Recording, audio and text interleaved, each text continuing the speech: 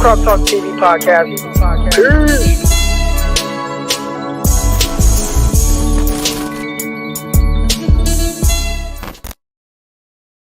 Welcome to another episode of the San Francisco 49ers Morning Show. I am your host, former NFL and AFL defensive back, Eric Crocker, and y'all know what it is, man. We're getting into it. Everything pertaining to the 49ers right now. And the biggest topic is the quarterback situation.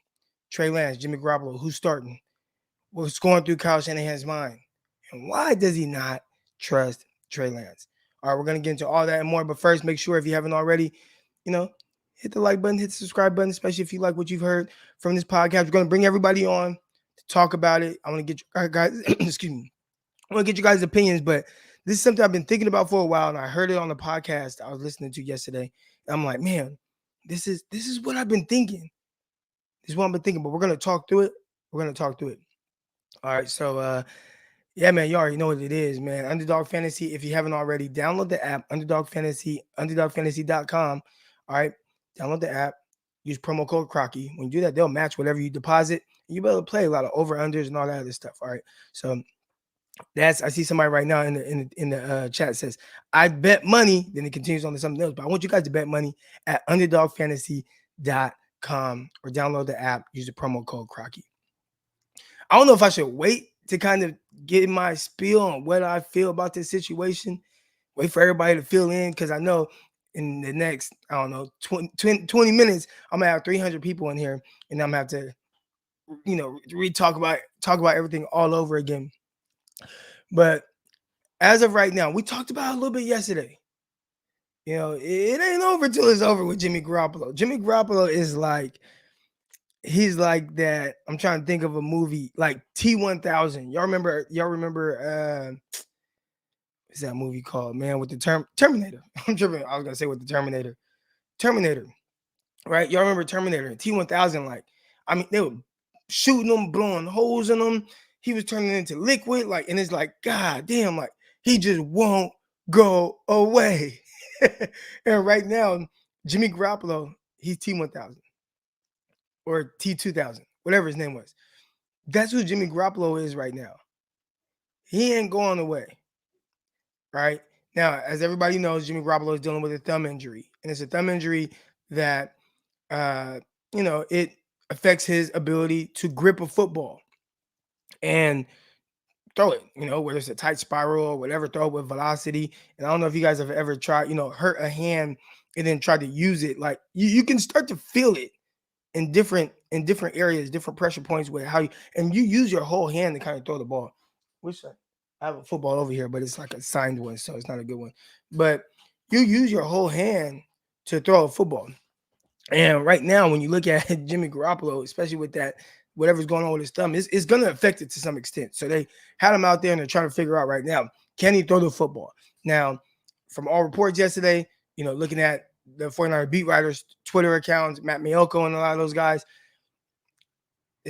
I'm assuming he either tried to throw a ball around and it didn't work, or he just walked off the field and he's like, well, maybe he has to rehab for another day. So we're definitely going to know sooner than later if he can go. But I was listening to Haberman and Middlecoff, and I don't know if you guys listen to them, but definitely my favorite podcast to listen to. All right. Haberman Middlecoff.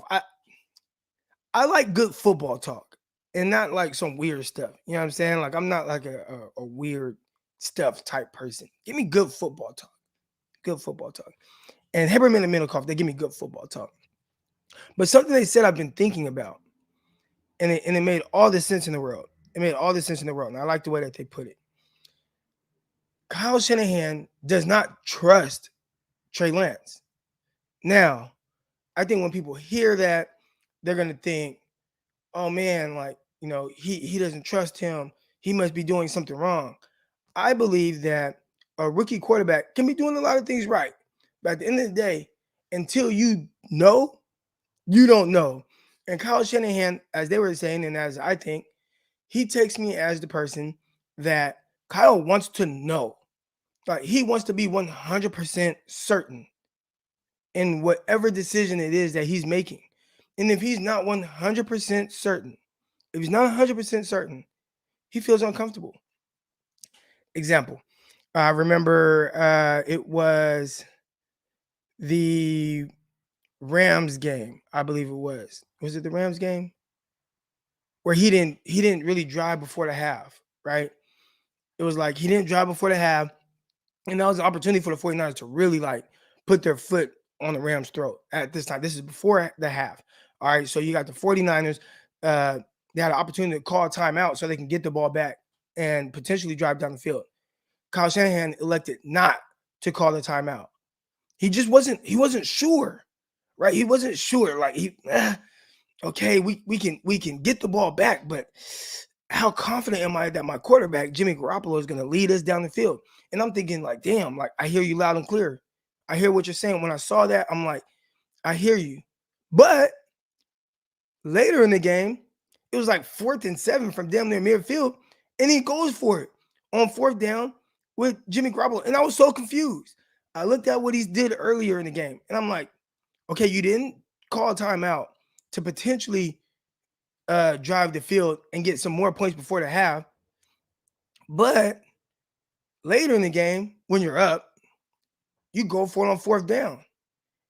And Kyle, there's a lot of he doesn't really do well with the unknown. That's how it's coming off to me. He doesn't really do well with the unknown. I see my guy the Jedi right here. He says Kyle needs to learn how to be comfortable with the uncomfortable. And I agree. He doesn't do well with the unknown. And so I'm listening to Harry Middlecoff, and they're kind of talking about that a little bit. And I'm thinking about it. I'm thinking of these different scenarios where, early in the Jaguars game, what happened? He had the opportunity to go for it on the 2-yard line. They had a long drive. He didn't go for it. He said, "No, I'm kicking the field goal." He lined up to go for it, called timeout or something like that, went, kicked the field goal, whatever the situation was. Later in the game, when they're up, Kyle went for it. And I was just like, So, like, are you aggressive sometimes, but not all the time? Or do you feel like it has to be like an advantageous situation for you? And then that's when you want to go for it, and that's when you want to be that guy. And we look at different situations in his play calling career, but when you look at guys like Andy Reid, and again, I'm talking about Andy Reid as of late. Andy Reid that has had a lot of success, right? As of late with Andy Reid, he's been like that foot on the gas all the time, regardless of who's that quarterback. So you look at, and I referenced this game a while back, the playoffs.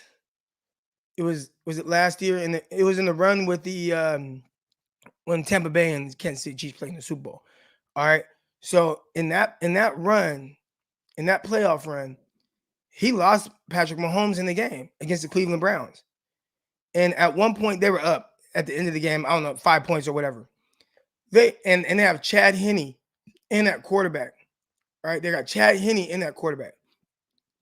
It's 4th and 3 or something like that from midfield.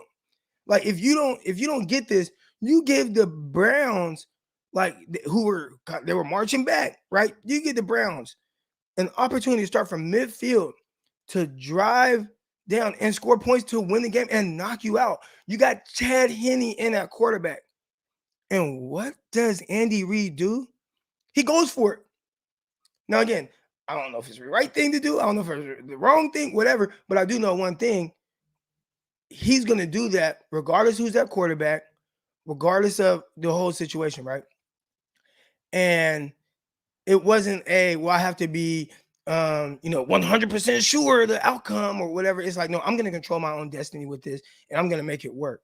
And what did he do? He made it work. They threw like a little out route to Tyreek Hill and easy money, 1st down, boom, game's over. And I was like, damn, Andy Reid got some big balls, because I wouldn't even thinking that they would go for it in that situation. But when I look at Kyle Shanahan, again, I want to keep referencing hold on, guys.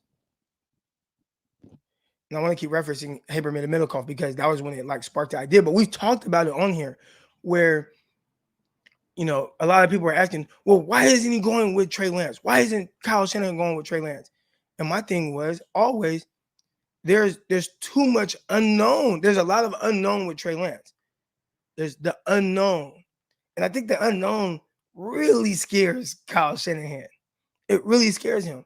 So instead of embracing it, right? Embracing this situation, embracing the opportunity to go out there and have this young guy in there, and he's talented. And he might miss some throws and he might be inaccurate at times, but okay, I'm gonna embrace, I'm gonna build on it, I'm gonna have the confidence in him. I'm gonna build up his confidence and let him know that I believe, you know what I'm saying? Instead of that, it's like, nah, I gotta go with Jimmy because I'm afraid of the unknown.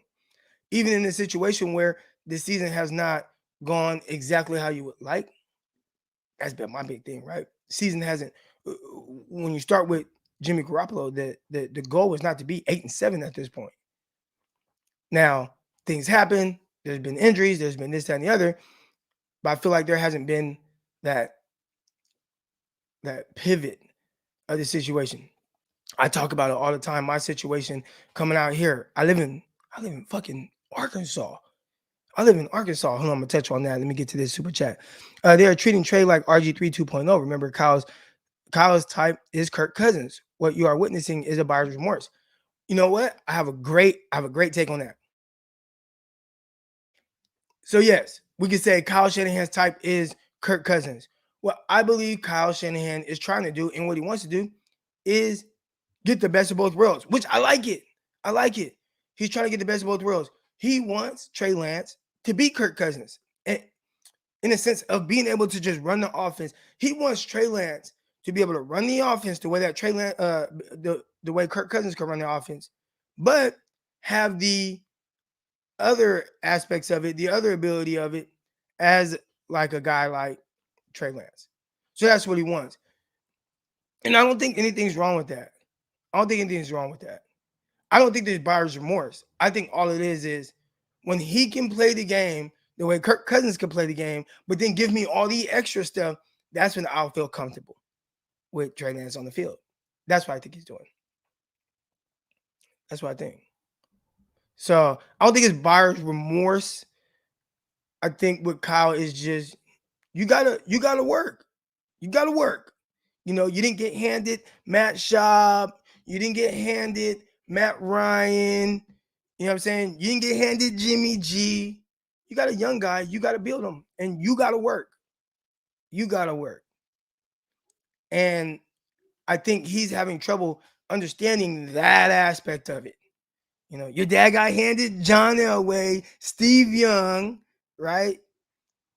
And maybe it's as simple as the Elways have trouble, you know, developing quarterbacks, and he doesn't understand what goes into that, as opposed to, and I talked about Andy Reid. Andy Reid, he went to what, 4 straight NFC championship games with Donovan McNabb. He drafted McNabb. He drafted him. You know, he developed him. He understood how he needed to bring him along and what it goes into that. And maybe Kyle Shanahan is struggling with that aspect of it, right? Like just truly knowing what he was in for with having to actually, you got to work. You got to work, right? It's not a, you know, we've all probably been a part of, maybe not, but it's like we've all worked for companies, right? I remember when I was a kid, when I was young and dumb, I was working at Babies R Us. Well, when I go into work at Babies R Us, they already have everything that they want to do with their business and their policies and their structure. It's already been laid out for me. I just got to come on, put on my little stupid little purple shirt and go to work. And they do the rest for me. Everything is laid out. Not just do this, do this, do this. Kyle Shanahan, he is almost like he doesn't understand like what went into building Babies R Us to what it is today, or I don't even know if Babies R Us is still around, but what it was at the point when I was working at Babies R Us. He wants to skip the stages. It's like, Kyle, you can't skip the stages, big dog. You got to go through these things. You got to go through them. So we're going to see if, you know, how he works to bring him along. You have to develop him. And I feel like Kyle struggles with the unknown. Struggles with the unknown. So that's what we're seeing. I don't think it's buyer's remorse. I think he's struggling with the unknown. What's on the other side? Now, what I would say to Kyle Shanahan, if I had the opportunity to talk to him, and I say this to you guys that y'all that have been listening Somebody said Babies R Us. I mean, I used to work at Babies R Us, man, when I was like, 18, 19? It was when I had my son. What I would say to Kyle is, Kyle, don't be afraid of it. Like, embrace it. Embrace it. You gotta embrace. What was it? I was born in the dark, molded by it. Right? Is that what Bane said? You gotta embrace it.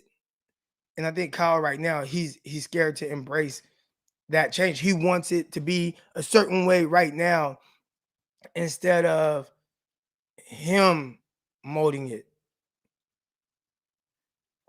You know what I'm saying? He's having a hard time with that. So at the end of the day, what it all comes down to is he don't trust Trey Lance. Now, here's the thing. I feel like most rookies aren't trusted. So I know most people, they'll see this and they'll think like, oh man, like Kyle doesn't trust him. He's never gonna play. He doesn't want this guy. Nah, like he just doesn't trust him. Like he doesn't trust him as much as he trusts Jimmy Garoppolo, which how could he? And I think that's the next part to this. How could Kyle Shanahan trust Trey Lance more than Jimmy Garoppolo when Jimmy Garoppolo has been a part of a team that went to a Super Bowl? He went to a Super Bowl with Jimmy Garoppolo. He's won a lot of games with Jimmy Garoppolo. He knows he can win with him. But he's still afraid of the unknown. And he wants his hand forced. Y'all remember when Jimmy Garoppolo started? Think about this. When Jimmy Garoppolo started, right? He came in that Seattle game and he threw a touchdown and he went up and he won 5 straight games. The only reason Jimmy Garoppolo played was because Beathard got hurt and his hand got forced. That was why Jimmy played that year. And what were the results? 5 straight wins. For whatever reasons, right? But the results, 5 straight wins. But Jimmy only played because Beathard got hurt. I bet if it were up to Kyle and Beathard would have played that year, we probably wouldn't have even seen Jimmy. Maybe the last 2 games, maybe because the 49ers were eliminated from the playoffs. And eventually he would have just been like, well, I have nothing else to lose. But even at the point when he came in, I mean, again, and okay, you got a guy coming in. He's only been there for a few weeks. I get it. But he didn't want to play. He didn't want to play Jimmy Garoppolo. So we're starting to kind of figure out the way that Kyle Shanahan's mind works. And unless he knows for certain, just like with Jimmy Garoppolo's situation, he didn't know for certain, but damn, my hands are tied. I got to play Jimmy Garoppolo because Beathard's hurt. Golly, now I got to put together a game plan and, we won. Oh, we won again. Oh, we won 3 more games. Yeah, Kyle, you won 5 straight games. And he's going through it again with Trey Lance. The unknown. He's afraid of it. He doesn't trust it. And that's just who he is. Maybe that's just who he is. Is it wrong? Is it right? We're going to find out. But as Haberman and Middlecoff were talking, they talked about it. And I thought it was a good point because we've talked about it here. I get a lot of people in my messages, and I can show you some of my DMs and stuff like that. I got people in there asking me like, man, surely Trey Lance is better than this, right? And I'm talking about people that are outside of, 49er fans. I'm talking about like Jets fans and all these other fans, right? They'll watch 49ers and they'll DM me like, Trey Lance not better than this. He can't play. And I'm like, dude, I don't know if it's so much that he can't play. I think it's just Kyle's scared to play him because he just doesn't know. He doesn't know what he's going to get from Trey Lance. I started to talk about me living in Arkansas, right? So, I don't know how many of you in here watching right now. I got 160 of you in here are new to this channel, but I'm from Stockton, California. All right, real 209 and North Side. And I live in Arkansas. And I came out here to be a student assistant and coach on the coaching staff, be the defensive back coach and whatever they need me to do. While I finished getting my degree, because I went to the university here, and my wife is in the nursing program. Well, when I got out here, what I was expecting wasn't what happened. So I had to pivot. I didn't get scared of it. You know what I'm saying? It's like, okay, I expected one thing, like, okay, this is weird. Didn't happen how I thought. So I didn't complain. I didn't cry. I just figured it out. You just gotta figure it out. All right. I got my guy Maury said, Little Rock, Arkansas, watching right now. Bro, you try to watch a game with me? Because I be out here by myself watching the damn games, man. You ever want to come to Monticello, man? Come to Monticello. I'm about to build I'm actually going, as soon as I get done with this, I got another podcast, and I'm actually going to go to Little Rock. I was thinking about going to either Little Rock or Monroe, Louisiana, and buy me a big, like, I want to buy an overhead projector. So I'm working on my sports room. But anyways, you ever want to come watch a 49er game, man? I'm here. All right. For those who don't know, Eric's from Glockton. I'm from Stockton. Yeah, you know what I'm saying? But shout out to I got Pine Bluff in here. Where's that? Jesse. Okay. Jesse, hey man, you only about 30 minutes from me. You're about 30 minutes from me. You ever want to come watch a game, man? Holla at me. Let's go. I'll be watching the game by myself. That shit's boring. All right, but anyways, it's a big change for a California boy. Real California, real Stockton. I haven't been all over playing football and all that, but I'm from Stockton, and I never thought I would leave as far as making somewhere else my home. I live in Arkansas. I've embraced the change. I've embraced the difference, and I've embraced knowing, like, wow, and I talk about it sometimes, we overvalue our current circumstances. And Kyle Shanahan, right now, with Jimmy Garoppolo and how scared he is to play Trey Lance, he's overvaluing his current circumstances. He's overvaluing them. Not knowing, like, God, you can be better, you can do more. You might have to work a little bit. You got to work a little bit. You got to get the young guy right. You got to mold it by him. You got to mold it. You got to mold him. Got to let the dark mold him. You know what I'm saying? But don't be scared of that dark place. And right now, I think with Kyle Shanahan, I don't think it's not that he doesn't think that Trey Lance can be good. That's not it. It's not that he thinks that Trey Lance won't be amazing. He just doesn't think he's amazing right now. And that's what scares him. It's what scares him. It's like right now, he wants it to be perfect. But everybody that's in here knows. You know what I'm saying? And I got people from all over in here. I see my guy Roland. He said, man, I'm from Bakersfield, living in Atlanta. When you move from Bakersfield to Atlanta, there was some unknown, right? Now you have an idea of how you think it's going to work, but there's a lot of unknown, right? And right now, I believe Kyle, what he knows is in his head, well, he's not as ready as I would like him to be. Well, Kyle, what does it mean to be ready? Especially when you look at Jimmy Garoppolo, and I like Jimmy G. I do. I know it comes off and everybody hears Jimmy people getting on Jimmy and all that, right? And then and people feel like they have to like pick a side, right? The 49er fan base, they feel like they have to pick a side. No, I'm team Trey Lance or I'm team Jimmy. Listen, man, I don't care what team you are. I'm team 49ers, right? I'm team 49ers. And I look at from the jump, what is Kyle Shanahan thinking? What is what is he thinking about this situation? And when he went with Jimmy Garoppolo to start the season, it made sense. But one thing is for certain, and again, go back, reference Abraham and Middlecoff. They referenced it was Middlecoff talking, and he referenced the Super Bowl. Right, the Super Bowl, it was the first one that Belichick won. And then we'll tie that into later because I have a take, and I've had a take on what he's done this year. But the first Super Bowl, and this is Middlecoff, what he's saying, John Madden, RIP, John Madden, the legend, the great, all right, RIP. John Madden's calling the game, and he's like, man, I probably would just take a knee here. And most people probably would. He said, man, I'll just take a knee here. No timeouts. Got to drive the field to try to get a field position. Got essentially a rookie, a guy in his second year, but his really first year starting. I just take a knee, going to overtime. And most people probably would have, but not Belichick. Because Belichick got big balls. Pause. Got big balls. Said, nah, I don't care. Let's go. And then win.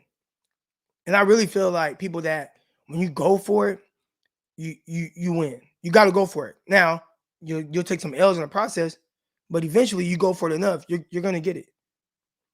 And Kyle, he's kind of been scared to go for it.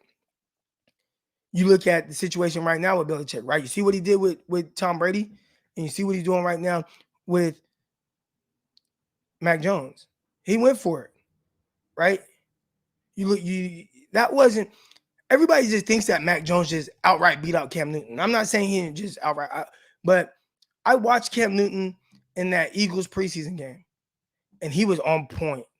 He threw like one incompletion. I feel like that incompletion was a drop. He was running. I mean, he looked great. I was like, wow, this looks like vintage Cam Newton. He looks amazing. He looks great. That's the starting quarterback. That was the last time we saw him in the Patriots uniform. He looked good. Belichick could have easily justified why he kept him. But what he do? I'm ripping the Band-Aid off, man. I'm going with the rookie. And we're going to go through our lumps. They started off 2-4. Everybody look at the Mac Jones situation like it's just been all gravy. They were 2-4, weren't they? Weren't they 2-4? I know. Tika 300. I know. It comes off as if I'm comparing Bill to Kyle. I'm not comparing Bill and Kyle. What I'm doing is talking about the way the mind works and why maybe some people are more successful than others.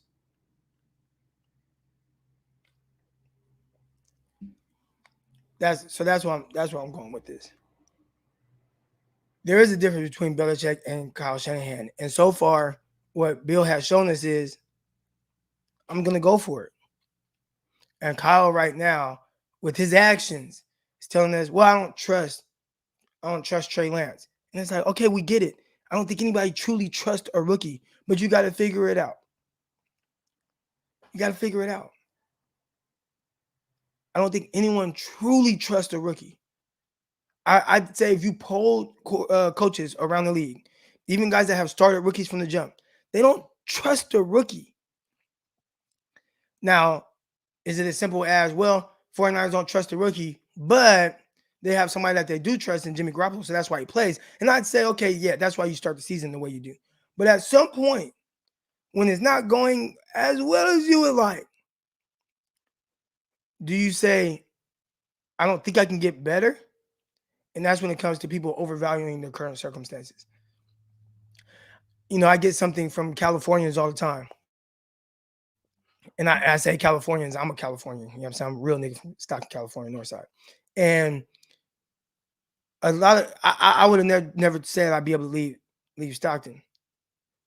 But I knew how I was living in Stockton. And I see people on social media all the time. Man, you live where? How do you do that? I could never leave California. And I always tell them, like, yeah, I thought the same thing. I'm living fucking great out here. You know what I'm saying? I thought the same thing. But I'm living great in Arkansas. Now you might say, well, you know, I'm in a small town, 10,000. Actually, it's kind of a bigger town out here, 10,000 population. But I'm living good now. I was not living like this in California. I didn't even know I handle stress very well. I didn't even know that I was stressed because I handle stress so well, but I didn't even know I was stressed until I moved here. And I felt that like weight off my shoulders. And I'm like, wow. It's almost like I started like seeing clear. I know I wear glasses, but it's like I started seeing clear. I started like oh, the fresh air. I mean, it's humid, but you know what I'm saying? Like, I overvalue living in California. Most people do. And I think right now, Kyle Shanahan is overvaluing having Jimmy Garoppolo as his quarterback. He's overvaluing it. When you look at being 8-7, what are you overvaluing? You got to figure it out. Here we go. You already know, man. I put the link in the chat. Y'all come on. Y'all talk about it. Let's talk about it. Let's get into it. What do y'all think? I think Kyle doesn't trust Trey Lance. And I also believe nobody truly trusts rookies until you do. Mac Jones started off 2-4. Kyle Shanahan would have lost his shit. He would have lost it. Shout out to everybody that's in the chat right now. All 200 plus of y'all, man. If you like this show already, hit the like button, hit the subscribe button, all that good stuff. We got Underdog Fantasy. Download the app right now. Underdog Fantasy, promo code Crocky. We're gonna go over a little bit of it. I'll send you guys the link where to sign up, all that good stuff. Make you some money, man. I bet on over-unders. Basketball is harder than football, y'all. I bet on over-unders on basketball. I hit on LeBron's over on rebounds, but I missed on a lot of other stuff. Basketball is harder than football. Football, I feel like I be making money. 100, 200 a week. Man, basketball is a little harder. It's a little harder. Here we go, man. I got some people coming on, man. I appreciate everybody, man. I appreciate all y'all. I did realize yesterday, remember I kept muting myself. I think I got a short in my cord here. So like I just can't touch it. And I have a bad habit of like touching the mic and stuff. Can't touch it. But yeah, oh, here we go. When QB Lance and head coach Shanahan went up against the Cardinals, the 49ers went for it 5 times on 4th down. Does not constitute trust. I wouldn't say trust. I think Kyle Shanahan was kind of going with either the flow of the game. I think maybe Kyle Shanahan felt like he had to score more points than he had to when he could have easily just kicked some field goals, put up more points. I feel like Kyle Shanahan maybe trusted maybe he trusted Trey Lance more than he trusted Sly, the kicker. Remember, the 49ers didn't have Robbie Gould in that game. They didn't have Robbie Gould. So I think maybe he was thinking, who do I trust more, Sly or Lance? I think I trust Lance more. Let's go for it on 4th and short. Maybe he trusted himself more than the other guys, right? Maybe he was like, I trust myself more than Sly and Lance, so I'm just going to go for it because I feel like these are good play calls, and he didn't get it. That's an underrated element of that game, though, because 49ers scored 10 points. I feel like they left a bunch of points on the board by either going for it and not kicking the field goal or getting stopped on the 1-inch line. Trey Lance gets in on the 1-inch line and they kick a couple field goals. We might be talking about that game a little different. Here we go. Got my guy Jedi coming on, man. Here we go. What's good, man? Good morning, bro. Good morning, fam. How you doing today? Oh, man, I'm blessed. I'm blessed too, man. I can't call in the same old. We get ready to celebrate this new year. But everything you were saying about, Kyle and, playing scared and just having that mentality of not wanting to, not just knowing, having the unknown I think is right on the nail. I think Kyle's opportunity to get that kind of nervousness out of his body was in the beginning of the season. And since his hand was never forced in the beginning of the season, now you're in a situation where half the starter's thumb is coming off, and we don't know if he's going to be available. And you need this young kid that you really didn't develop to win you a game or two to get you into the playoffs. And now you're really forced. So I think Kyle has to, and I don't know how he's going to do it. He's got to trust Trey. That Arizona game was not trust. That the person that sent you that little thing was like, well, you trust them 4 times. No, trust is when, if I'm going for it 5 times on 4th down, I'm trusting the quarterback to make a decision with the ball. If he runs the ball, that's just a decision. It's not we're going to run this. You're running the running back. You're my quarterback, but you're going to be the running back today. That's not trust. That's just saying, like you just said, I trust you over my field goal situation right now. Trust is, I'm going to do a play action. You have the opportunity to run. You don't have to. You can. But there are other routes out there that if you want, you can, determine where the ball is going to go at this point in time. So I would like to see that in this next game against the Texans. I want to see trust. I want to see Kyle say, you know what? F it. If we make the playoff, because to me, real quick, Jedi. Yeah. I think what you're saying is great. And there was one time that he did let him throw. And this is why sometimes, like, Kyle, have a little bit more trust, right? Have a little bit more trust in your rookie. Remember in the Arizona game, the times that they didn't get the 4th down conversion, they ran it. The time that they did, because I think they were like 1 of 5 on 4th down, right? Right. Trey Lance threw it. Made the throw. Right. Out route to Brandon Ayuk. Ayuk. You're right. Yep. He threw that out route to Brandon Ayuk and he converted, right? Yep. So it is like, Kyle, just trust him a little more. Like, put that faith in him. And I think he has a hard time doing that. But go ahead. Yeah, I just think it's the process. It's like, you've been on point this whole morning. His daddy was giving Steve Young. He didn't have to. Mike Holmgren had to make Steve Young. Mike Holmgren had to go through the ups and downs of Steve Young.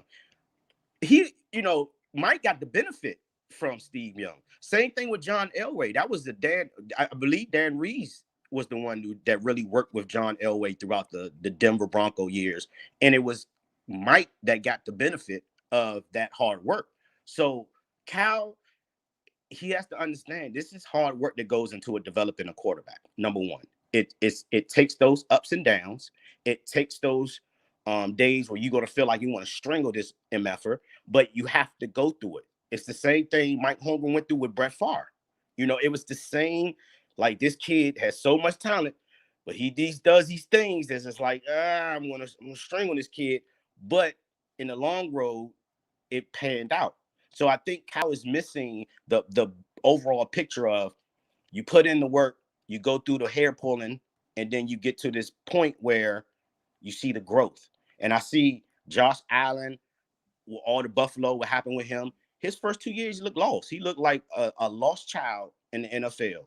And all of a sudden, his third year, it snaps. The game slows down for him. I would like Cal to put some trust in his investment and say to this kid, I'm going to give you plays. I'm going to tell you where certain routes are.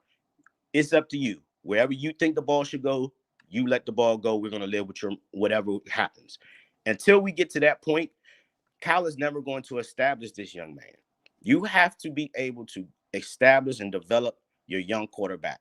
You have to be willing to go through the ups and downs, all the what were you thinking kind of stuff. You have to be able to embrace that. If you don't embrace it, all you're going to do is divide you and your quarterback. The same thing, honestly, happened with him and Jimmy.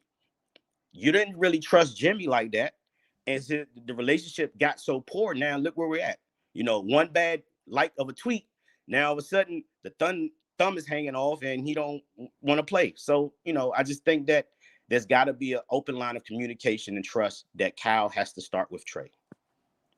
All right, I agree, man. All great points, man. Jedi, I'm gonna get you off so I get the next caller on, but I appreciate you calling on, bro. Thank you, brother. All right, great points. 1 second, Ryan. About to get my guy Ryan on. Had a couple questions I wanted to get to here.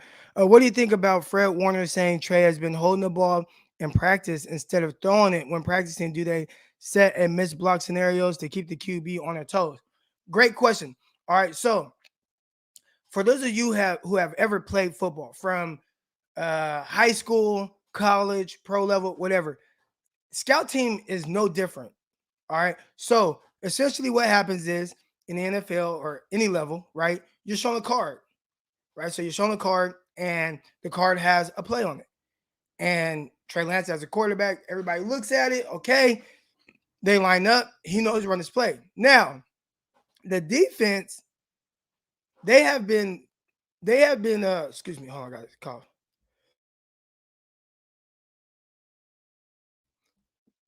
The defense has been preparing mentally against looks. So as the young guy lines up, and we're talking about Trey Lance, as he lines up at quarterback on scout team, and they come out in the look, say it's 2-by-1, there's a certain motion. Everybody on the defense knows what's coming. They know what's coming. Like you see this look, like you've looked at it on the board. Okay, they like to do this, and this. You walk through the things that they like to do, and then you see it in full speed. So Trey Lance back there at quarterback, by the time he's snapping the ball, they know what play is coming, right?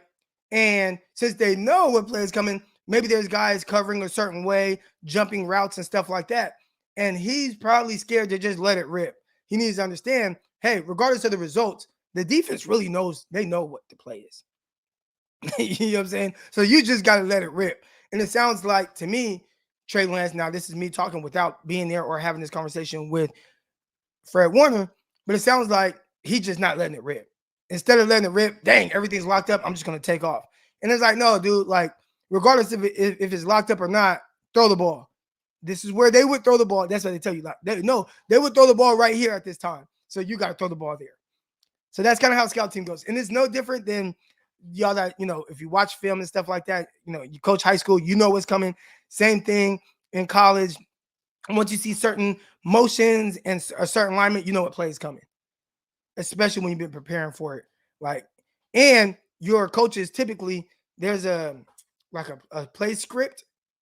It's scripted in for your coach to call the right play to put you in position to stop that. So you actually have the right play call. Like it's all like set up just to get you to understand like certain looks and how you have to play it. But Trey Lance is trying to play hero, and you're like, you can't play hero. Just throw the damn ball. So that's what that is. All right, there was another one. 3rd and 25, no problem. QB power run up the middle. You know, funny thing is, the 49ers got behind the sticks several times in that Arizona game with Trey Lance at quarterback, several times. And he was throwing it and getting them out of that situation. I feel like he got in first and 20, first and 25 situations several times. And each time they picked up a first down, they drove the ball into Arizona territory 8 out of 10 drives. Now just imagine if you really trusted him, or at least made him feel like you trusted him, and still not trusting him. Like, that game wasn't as bad as people say. Were there weird things? Were there moments where he was skittish? Yeah. I mean, it's his first fucking start in the NFL. His first start. So are there the moments? Yeah, of course. Can you build off of it? Yeah. Build off of it. I feel like that's kind of where they dropped the ball. Well, actually, he did come out and say if it weren't for the knee sprain, he would have started him in the next game. So, all right, here we go. Got my guy Ryan coming on. Ryan, good morning. How you doing? What's up? What's up? Good morning, Crocky. Hey man, I was listening to you guys talk, man, this morning. I was thinking about this Steph Curry, Chris Paul comparison, right? And I like NFL and NBA, and so Kyle Shanahan reminds me of somebody who would love Chris Paul, somebody who's going to go do exactly what he says as a coach. Don't deviate from the system, the pick and roll, going down to the big man. Just do that, and like I can predict what's going to be what. And I think like a player who can go out script is similar to like Steph Curry, where he may do some stuff that's crazy that don't make sense, but his talent allows him to do some things in the flow of the game that you're gonna have to sometimes as a coach just do like this, like, God, dog, I wasn't expecting that, but I get it.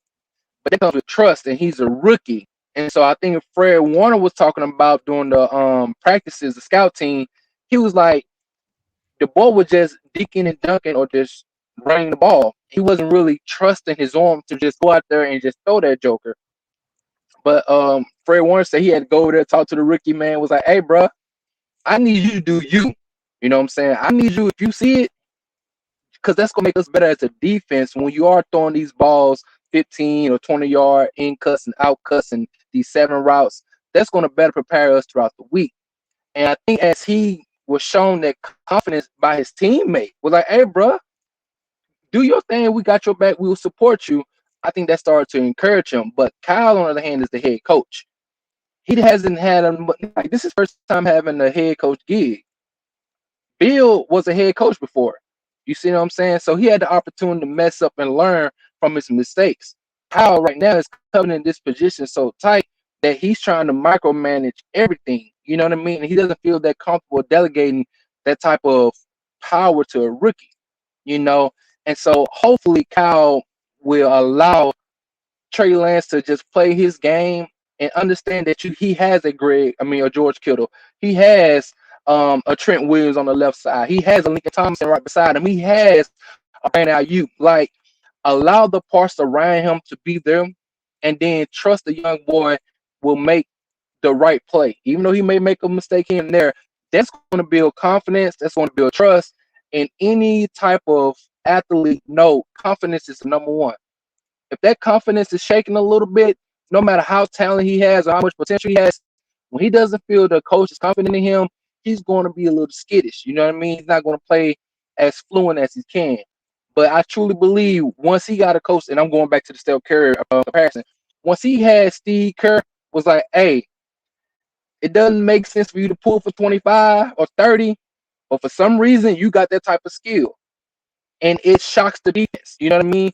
And so I think Trey Lance, when he's able to get in that game and Kyle can say, hey, bro, I'm learning that you got some capabilities that's out of my control as far as schematically trying to scheme you up that supersedes me. And I gotta be cool with that. There's not gonna be all Kyle Shanahan. I gotta realize that, man, I got a person who can do some things that's out of the box.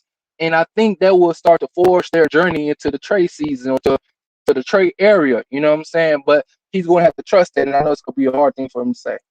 Sorry to be long-winded about that, but hopefully that made some sense. No, it made a lot of sense. It made a lot of sense. You made a lot of great points.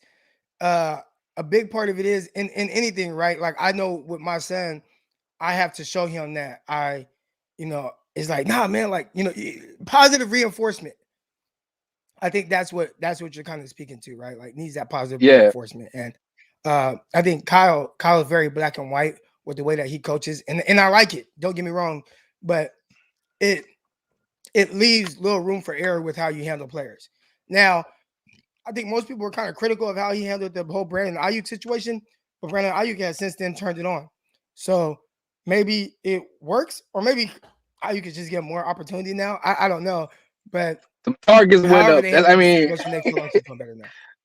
yeah, because Brandon got a lot more targets now than he ever was getting. Like people was like, dude, is he even on the field? Y'all won't even throw the ball to him. Like at least try so we can see what he has. But I know Right. after week 6, they started giving him more targets, and he just was like, hey, I got the skill set, but it was behind the scenes that people say, he wasn't doing everything Right. professionally. You know what I mean?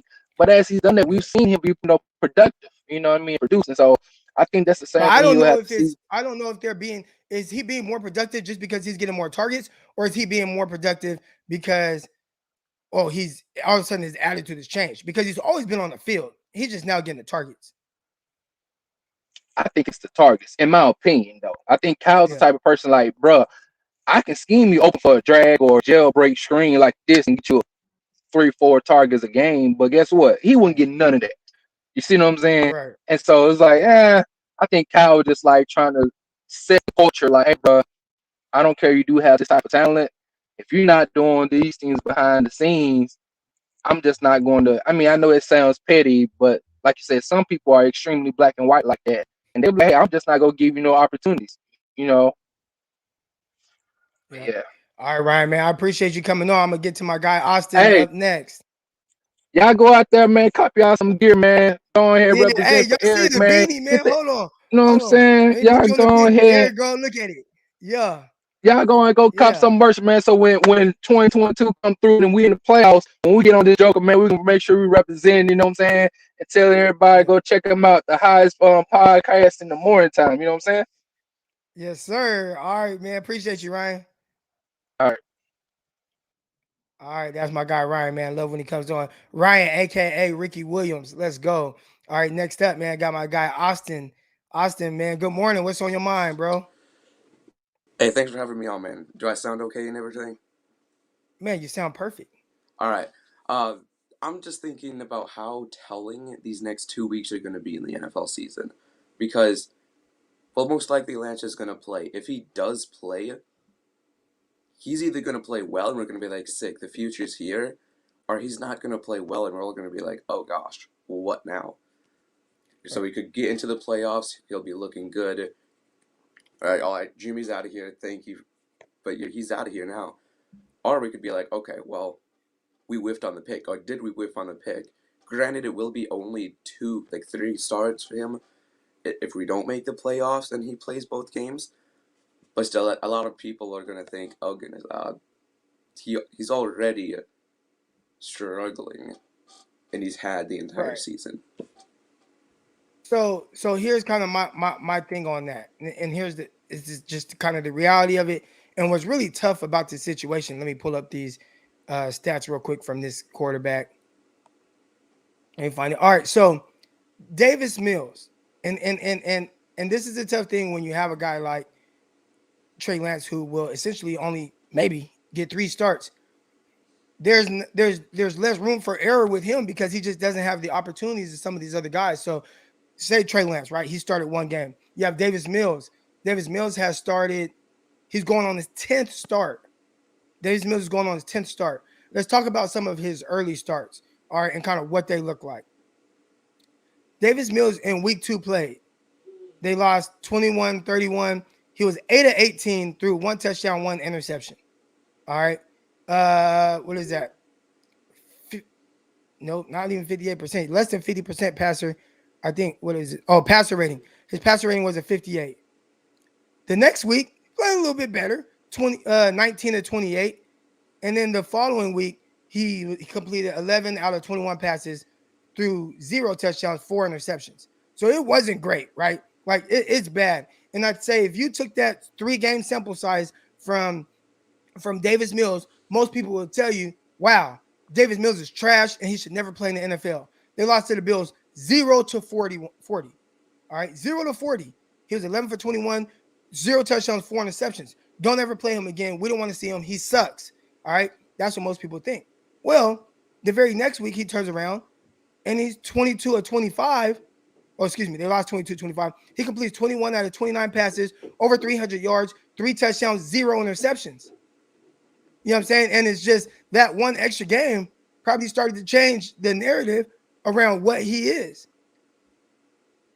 And it went more towards, oh, wow, Davis Mills looks trash. He goes from a game where he's less than 50% passing, 0 touchdowns, 4 interceptions in his third start to his fourth start, over 300 yards, a good completion percentage, 3 touchdown passes, 0 interceptions. He took care of the ball. Like, that's growth. And the tough thing with Trey Lance is because he didn't start this whole season, we're not going to be able to see like the true growth. We're going to hope that he grows just from practice, but I feel like you truly need the in-game reps to truly grow. Now, can Kyle Shanahan create a better offense around where he feels like Trey Lance is right now? Yeah, but I still feel like when the live bullets start happening and the stuff gets real, you're going to revert back to some of the things that you did early on because, well, you're just less experienced. So it is unfortunate for Trey Lance. He's going to be judged harshly regardless. He's a 3rd overall pick, but he definitely didn't get the same opportunity to climb himself out of however he's going to be judged as the other rookies. And some guys that played the whole year, they still look the same, right? Trevor Lawrence pretty much looks the same as he did early in the year. He did throw for over 300 yards, but he lost to Zach Wilson. Zach Wilson, he's continued to be up and down. So it's not like everybody just gets better, but we have seen, some quarterbacks at least show moments of improvement to where it's like, hey, we could build on that. And Trey Lance, he may or may not have that real opportunity. Yeah, and I feel like a lot of people didn't think Davis Mills was going to be good. And so at first, it also was helpful that they were like, hey, no, he's a rookie. It doesn't matter. He wasn't even supposed to play this year. But then as he got better, they're like, oh, okay, we might have something. For Lance, it's like, no, we have Jimmy sitting on the bench, injured at the time, but you got to be good. You got to be able to get us to the playoffs. And if you're not good, then that is a problem. So, yeah. Thanks for having me on, man. All right, man. I appreciate you coming on, Austin. And hey, you sounded great, buddy. Thank you. All right, bye-bye. All right. Here we go. Got my guy Dion coming on, man. Dion. What? Oh, Dion left the screen. We're gonna remove him until I see him pop back up. All right. But here we go. Let's answer some questions real quick here. What happened to Justin Fields? I think Justin Fields, if you just watch him, you see a lot of things you like and the things that you want to build off of, and you see other things that are ugly. Now, what stuff is just him? What stuff is just rookies? We don't know, but we do know that he has shown things to build off of. And that's what I'm looking for when it comes to rookies. Now, it is tough when you're in a situation where, oh man, my team is the 49ers and we potentially have a shot at the playoffs. We're not, we don't care about growth. Like, dude, you got to make the playoffs. You got to win these games. So it's definitely a different kind of standard for Trey Lance as opposed to some of these other guys. But just in general, where guys are, the standards, I guess, can be different. But as far as Justin Fields, I'm always looking for, does the rookie give you something to build off of? That's my biggest thing. It's not about wins. It's not about losses. What's he doing that he can build off of? How far away is he? And how can you win within his skill set? Those are things I look for. Now, with Trey Lance playing against Houston Texans, you got to win. Like, I don't care whatever. I don't care if it's your second start. I don't care any of that. You got to win. It's not like the Arizona game where, all right, Arizona first start in I don't know how long, right? Playing North Dakota State, first start in a while, playing against the best team on the road. That's tough, right? And I realize that. This game, playing against one of the worst teams in the NFL. I know they had a big win last week, but one of the worst teams in the NFL. You're at home. Playoffs, you got to win, Trey Lance. You got to win. And it is what it is. It is what it is. But yeah, Justin Fields, I think he's shown things that you say, hey, I can build off of that. Here we go. Bringing on my guy, Kenny. What's good, man? Good morning. Good morning. Good morning. How you doing? Am I saying your name right? Yeah, Kenny. Okay. Yeah, it's just spelled different. That's it. But yeah, like I would say, thanks for having me back. Got interrupted yesterday or last night, whatever. I'll It's get like it. it's 12:30 in the morning here in Japan. But yeah. But I wanted to ask like a question for like as far as Lance's progress. Like, so do these guys like talk to each other in the off season? Like, you know how everybody's like, oh, um, Josh Allen had this tremendous jump from like year one to year two. You know what I mean? The progress will do like do these quarterbacks like, hey, let me hit up his coach, or it's like, do they have pretty much stay in their own lane and like, I'm gonna work with my coach? You, how do they go about doing that? Everybody's kind of different. Trey Lance, at least what he showed last offseason, he works with Quincy Avery. He's a quarterback that's out of Atlanta. He's a quarterback coach out of Atlanta. Mm, And one thing about quarterback coaches, and I have my guy Greg Pinelli. He comes on Mondays. We have QB Monday with Greg Pinelli. Greg Pinelli, by the way, Greg trains and actually has a guy working under him that just signed with the 49ers, Tyler Bray. So Tyler Bray just mm, signed with the 49ers onto the practice squad. That's Greg's guy. Now, one thing that I've learned from Greg is, for the most part, like the high level quarterback coaches, they're all teaching some of the same biomechanics. And if you ever want to know like how good of a coach Quincy Avery is, not just a coach but a teacher, he did this segment with GQ where he taught a guy how to throw a ball that had never thrown a football before, and it was amazing. Like, it was some of the mm, best coaching and teaching that I've ever seen. And I was like, wow, I'm a huge fan of Quincy Avery. After that, we've been following each other. I like him, but that showed me like, wow, this high level guy. But most of these quarterback guys, whether it's him, Quincy Avery, whether it's Jordan Palmer, whether it's RIP Roger Theater, whoever it is, they teach a lot of the same stuff. It's not that much different. The high level guys. Now, you might have some random dude in your neighborhood. He might not study the biomechanics of throwing a football like these guys. But Trey Lance, he goes to Quincy Avery. I think that's a good guy for him. mhm, But now it's just, carrying things over to the actual season. Because once you kind of get away from your trainer, sometimes your mechanics can start to kind of revert back. You got to stick with it. You got to work hard. And you really got to practice those things throughout the season as well to carry over. But I think he's going to meet with Quincy Avery. He'll probably have some of his receivers. One thing I've seen from other quarterbacks is, okay, Mark Sanchez. When I was with the Jets, Mark Sanchez did the thing called Jets West, where mhm, his receivers and DBs, everybody would fly out to LA and they would stay there and everybody would train together. And Mark Sanchez would put them through, the offense and, get reps and reps with his receivers and stuff like that. We'll see if Trey Lance does more of that. I know he worked with Mohamed Sanu, who's in Atlanta as well. So that was simple. But yeah, we'll see. We'll see how much of that he does getting with other guys. mm. And I had one other question. I don't want to hold you up. And so I'm thinking about after the military, and I wanted to start like getting into scouting because I really want to like really want to pinpoint and like catch the guys before they pop, and like that I kind of like I like doing that. What what sites or where do you think I should start with as far as like learning how to like break down film and stuff like that? Oh, so I don't know how much money you got, but I know you're in the military right now. But uh the scouting academy, I didn't get through it just because I got too busy. But if you want to learn like kind of how to watch film, what goes into it, what the scouts are thinking and all that, it's called the Scouting Academy. It's ran by Dan Hatman. Dan Hatman.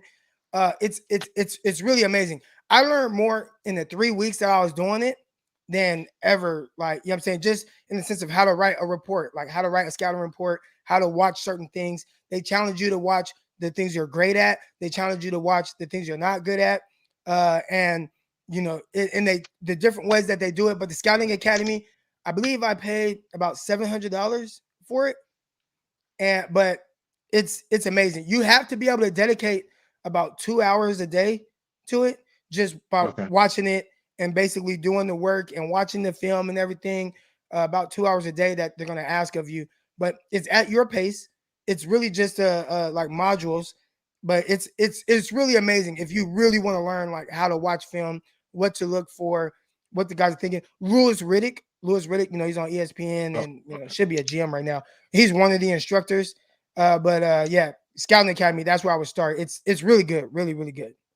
Okay. All right. I appreciate it. I'll look into that. Thank you. Thank you for having Yeah, me. all good, Kenny. Appreciate it. All right. Here we go. Coming on, got my guy Dion. Dion, what's What's good, happening with baby? you? What's good, Crocky? Man, What's good going morning. on, man? Oh man, I'm chilling. How you doing this morning? Hey, man, I'm alive. You know what I'm saying? Blessed. That's all I can ask for. Yes, sir. Yes, sir. What's your Yeah, thoughts on man. all this right now? The talk that's coming out is Jimmy might play, right? Now, do you think that it's them bluffing, or do you think like no, he actually might go out there and play with whatever's going on with his thumb? To be honest with you, man, I'm on the fence. I'll wait until Friday. Friday will tell me everything I need You to know. can't be on the fence. You can't be you always give it to us straight, and now you want to be on the fence. I'm gonna keep it a buck. The only reason I usually do, you're right. I give it to y'all straight. I always keep it up. I keep it 100. But the thing here's my thing. I don't trust Kyle. I just don't. Mm. I don't trust him when it comes to him telling us the truth because he lies to us on a consistent basis. That's the biggest issue. So Jimmy goes out yesterday. He couldn't even did literally walked out, tried to grab football, walked back in. From what Matt Barrow said, basically, hey, he ain't throwing. So Trey Lance takes the stats with the first team offense. If he does that again on Friday, then I'll feel more comfortable in saying Trey Lance will start, and that's most likely the end of Jimmy Garoppolo. The issue is Kyle forces Jimmy out there on a week-to-week basis. Jimmy could screw up the worst he could screw up, and then he'll come out, back him. Oh well, it's not all on Jimmy. That was all. That was a team loss, and there were other things that came into it. But you out there watching the dude, make mistakes consistently. So obviously you don't care about these mistakes because you keep putting them out there because he gives you the best chance to win right now. And then George coming out. Oh well, if I know Jimmy, he's going to be there on Sunday. George, you want Jimmy to go out there, an already inaccurate quarterback as it is, and play with his hurt thumb on his throwing hand that's going to make him more inaccurate. So he's going to screw up more, and then he's going to blame his injury as it pertains to why he screwed up. Like for me, I can't take it anymore. I'm like, look, you just need to say Trey is our starter. Jimmy is injured. We're not going to play him. Do what's best for the team. Stop doing what's best for you and stop trying to prop Jimmy up there to get a higher draft pick out of him. Everybody knows what he is. Everybody knows what he can be and what he can do. Is Jimmy a starter in the league? Yes. Is he top tier? Hell to the no. Jimmy's in the bottom half of the league. But I just don't trust the fact that Kyle's going to own up to it and say, you know what? Trey is the starter. Trey could go out and blow the Texans out, man. Put up 42 points, and we could beat them 42-7. And if Jimmy's healthy the next week, Kyle will run him right back out there, which would make absolutely no damn sense. Like that's what I'm saying. I can't trust that Kyle's going to make the right decision and just go with Trey. So that's why I'm on the fence until I see on Friday that he says, that I see that Jimmy could not practice again. Then that tells me I'm like, you know what? I get it that you don't practice all week, but when you have the type of injury that he has, the way it's been explained, and from what I've seen and all the research that I've done, you don't just come back from that and you don't play through it. I think the only person who played through it was, I believe, like Matthew Stafford. But Stafford's a different breed of quarterback. And Stafford went out there and played with the Lions, and he got beat up in many ways, whether he had a shit offensive line or whether he did whatever he could because he just had to play. And I get it, Jimmy. You want to be, Mr. Iron Man or something, but that's not you. You get injured. This is your MO. It's unfortunate. But I would rather Trey Lance go out there, start, and give the kid a clear idea. Hey, you're starting this Sunday. And I know a lot of people are like, well, maybe Kyle's playing mind games with the Tech. Kyle ain't playing no damn mind games. People, he wants Jimmy out there. He is dying to push Jimmy Garoppolo on the field with half a leg, no arm, and 4 fingers missing on the other arm that he actually does have. Like, I don't know why. I don't know what the obsession is. It frustrates me I got a question internally. for you. Yeah. And I heard this on Haberman and Middlecoff. And Mhm. is it this simple? Is it as simple as Kyle views Jimmy as a starter? He views Trey Lance as the backup, and most teams want their starter to play. And it's as simple as that. No, it's not as simple as that. Because my thing is when you want your starter to play, it's because your starter is your starter. He's that guy. And week in and week out, you have a high probability of him winning the game for you. We don't have that probability with Jimmy Garoppolo. We know that if he does certain things and he screws up certain ways, he's not going to recover from it. He threw that interception every time. I think there's a statistic out there. Every time he throws an interception in a game, like, we lose. I think we're like 1 in something. There's a statistic out there. Beat So the it's like, to Vikings, me, but we've lost all the other games. Yeah. exactly. So that's what I'm saying. Like, my thing is, I know you want to put him out there. I get it. I understand it. But why are we doing that? Why are we putting ourselves in jeopardy to lose a playoff spot for you to force Jimmy Garoppolo out there to do what? And if I'm Jimmy, I'm out of here next year anyway. I don't want to play. I'm sitting down. I'm going to let my finger heal up right. So my next team I go to, I can go ahead and get out there and get my money. But I'm not about to sit up here and stretch myself thin for a team that didn't even want me. So I don't want him going out there with that mindset, being mad at the team. Like, yeah, let me throw a couple more picks and put y'all more in the dirt. He ain't going to do nothing but start me anyway. So on Friday, I'll feel more comfortable. If Friday they say Jimmy Garoppolo did not practice and he couldn't practice, then that tells me all I need to know. And that tells me that Trey should be the starter on Sunday. I don't believe this mind game stuff that people are thinking. Kyle ain't, there's no disrespect, but Kyle's not that smart. Kyle don't do stuff like that. That's Belichick type shit. And he's not on that level because he's not won a ring yet. And he doesn't have the mindset to keep his foot on your throat when the chips are down for you.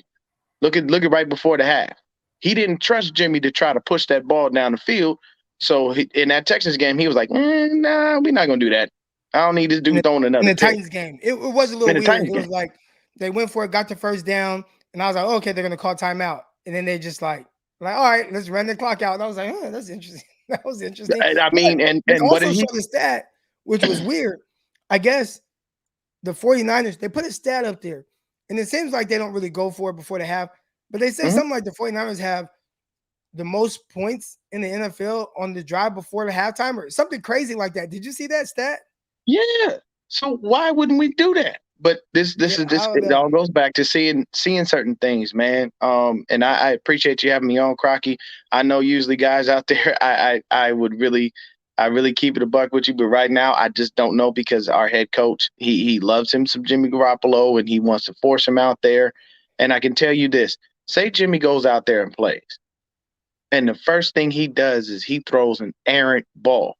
And you see that thumb is just not right.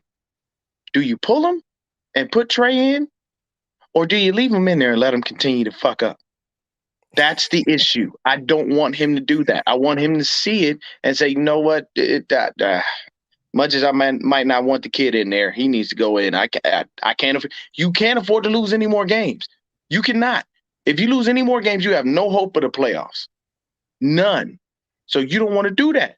You want to be smart. Put the kid in, man. Let him do his thing. Fred Warner, John Lynch, Kyle Shanahan himself, y'all all backed him, said it's his best month of practice. Warner just said in his presser yesterday, hey, man, I had to pull the kid aside and let him know. It's okay, man. Take time.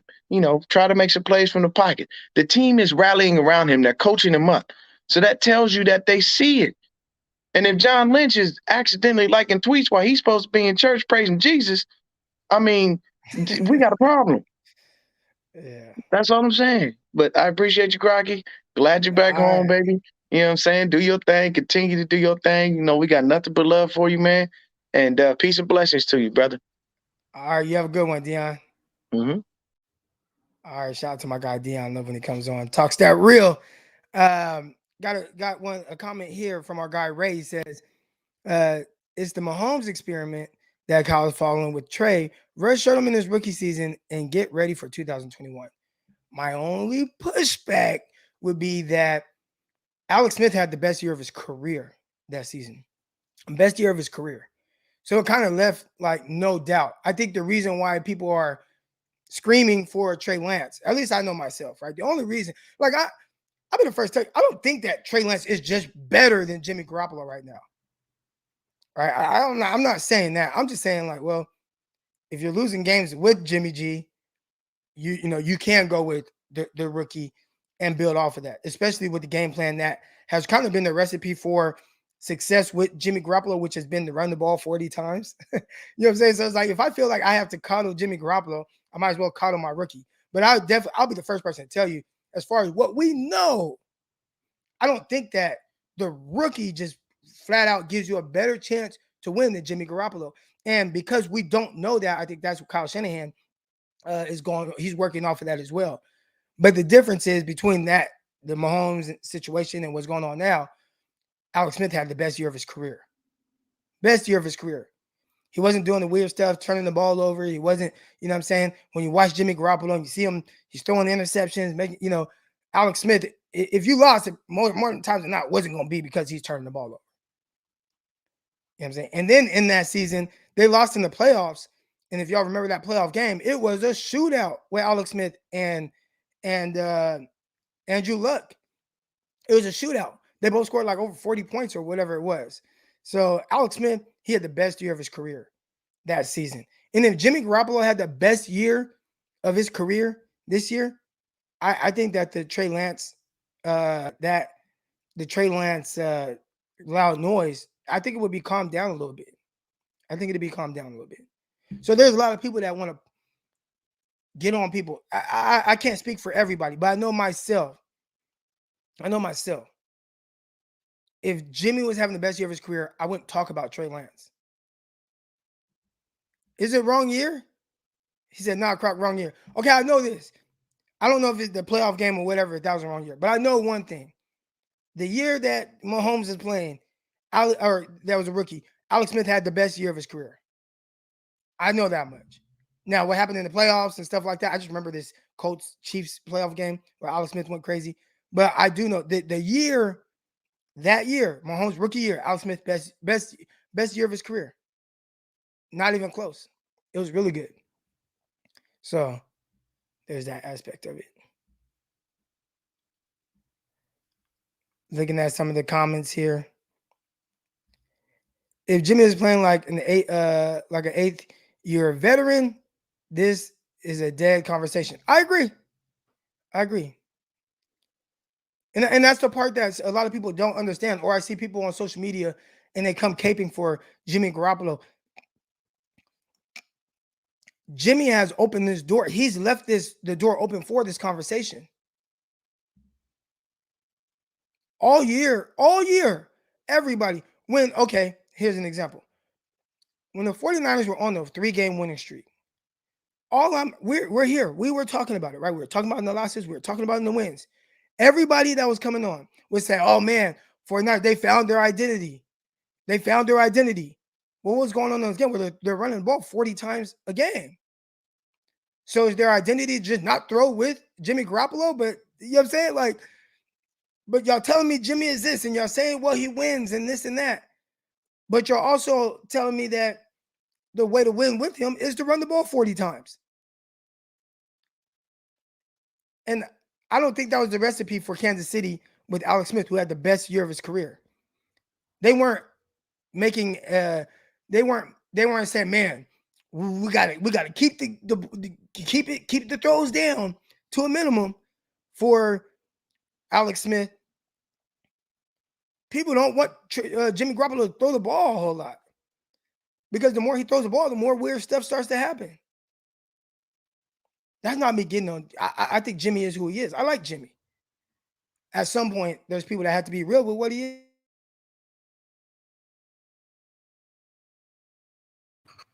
Uh-oh. I keep unplugging. Make sure I'm good with my sound real quick. I think that's what's telling me, like, it's time for you to, appreciate everybody that's in here, man. If you're in here, if you haven't been on the show before, you like it, hit the like button, hit the subscribe button. I saw somebody earlier in the chat say, hey, man, it's my first time on the show, man. I like it. That's what's up. I appreciate it. We come on here to talk the real.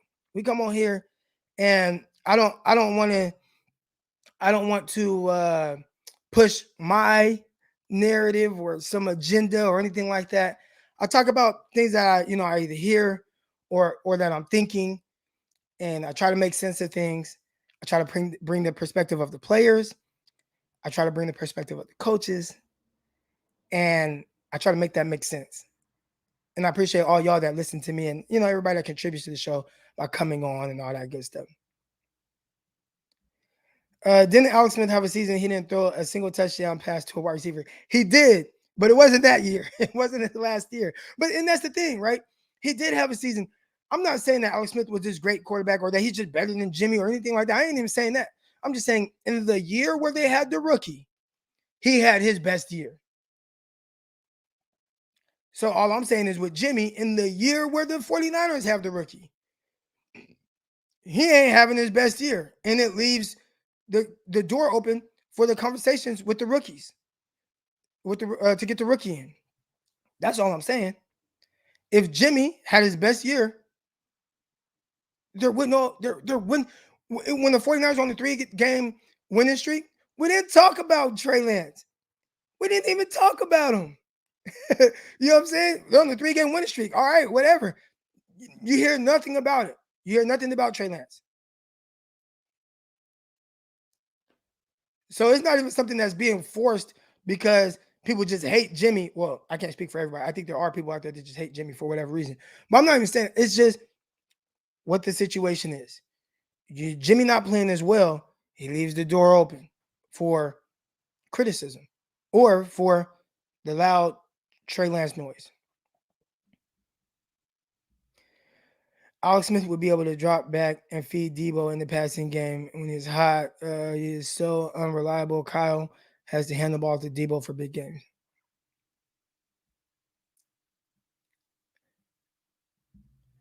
Well, Croc, to be fair, Jimmy has only 2 years of actual playing. It might be the best. You're right, Nate. Maybe this is his best year. I don't know. And that is tough. He has only played 2 seasons, like full seasons. And I mean, he didn't even get through a full season this year. And that's part of the reason. That's part of the issue too. But anyways, man, I appreciate everybody sitting here right now. Again, if you're new to the show and you like it, hit that like button, hit the subscribe button, help everybody see this, the algorithms, all that good stuff. I got to get some more Frontline Sports merchandise. I still want to come out with the Faithful Edition. So everybody that's in here, y'all know, man, Frontline Sports, that's my sports media platform that I'm working on building. I got to do a better job of that. That's my New Year's resolution. Yesterday, I talked about what my New Year's resolution was, and I was like, or somebody asked, and I responded, and I was like, yeah, take better care of myself, like work out more, get in more of a rhythm doing that. Also, it needs to be, let's get Frontline Sports up there. Let's make it a household name. I got to figure out how to do everything possible to make that thing right. All right, but let's get it, man. I appreciate everybody that's in here. Y'all already know what it is, man. I'm about to get up out of here. Y'all have a great day. Watch college football, all that good stuff. Watch other shows. Jasper and Jamal. Go. That was the previous live video. So go check that out with my guys, Jasper and Jamal. Niners Talk with them. Gonna keep it going, man. I appreciate y'all, man. I'm out, man. Peace. Intercepted. It is picked off by Eric Crocker. Over midfield, he'll run it all the way into the end zone. Touchdown. Croc Talk TV podcast. Peace.